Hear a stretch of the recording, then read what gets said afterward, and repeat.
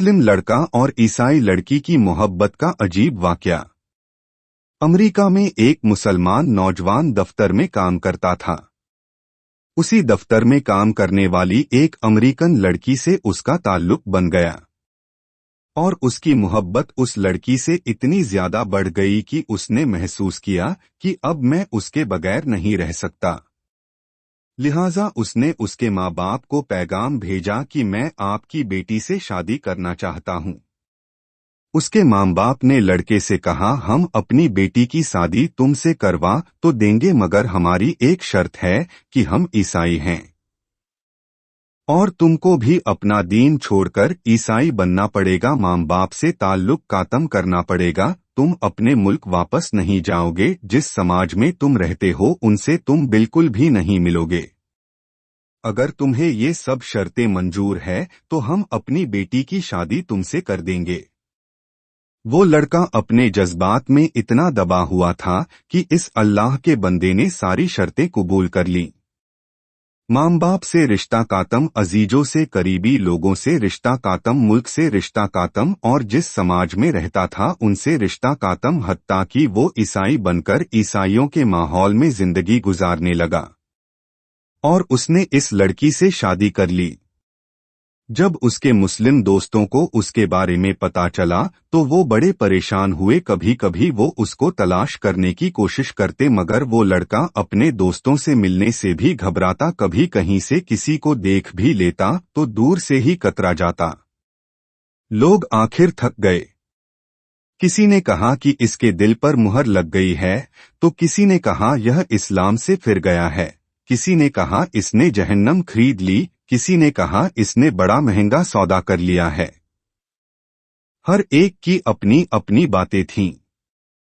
3-4 साल इसी हालत में गुजर गए, यहाँ तक कि दोस्त अहबाब सबकी याददाश्त से भी निकलने लगा। भूली बिसरी चीज बनता चला गया। एक दिन इमाम साहब ने फजर की नमाज के लिए जब दरवाजा खोला तो देखा कि एक नौजवान लड़का मस्जिद में आया है। उसने वुजू किया और नमाज की सफ में जाकर बैठ गया। इमाम साहब बड़े हैरान हुए, उनके लिए ये बात बड़ी अजीब थी।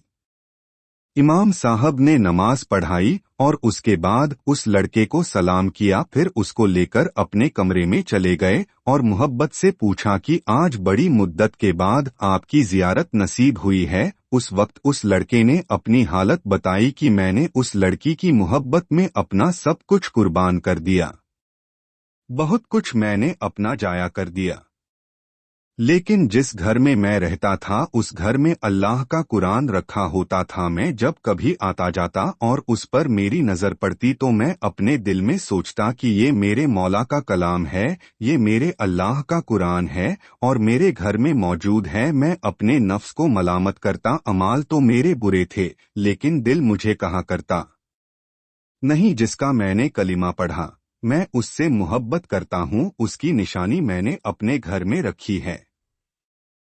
इसी तरह कई साल गुजर गए।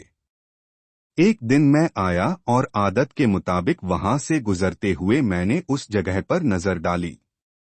मुझे कुरान नजर नहीं आया तो मैंने अपनी बीवी से पूछा कि यहाँ एक किताब हुआ करती थी, वो कहाँ है? तो उसने कहा मैंने घर की सफाई की थी, उसने गैर जरूरी चीजों को फेंक दिया है। उसने कहा उस किताब को फेंक दिया है।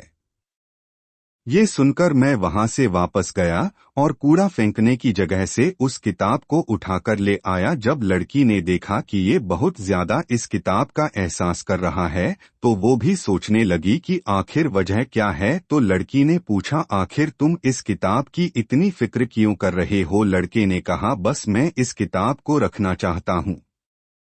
उस लड़की ने जब देखा कि ये किताब तो अरबी में है, कोई न कोई ताल्लुक इसका इस्लाम से है, तो उसने कहा देखो इस घर में या तो ये किताब रहेगी या फिर मैं रहूंगी, तुम्हें इसमें से किसी एक के बारे में फैसला करना होगा। वो कहने लगा कि जब लड़की ने ये कहा तो मेरे लिए ये जिंदगी का अजीब वक्त था। मैंने अपने दिल से पूछा कि तूने अपने ख्वाहिशात को पूरा करने के लिए वो सब कुछ कर लिया जो तुझे नहीं करना चाहिए था।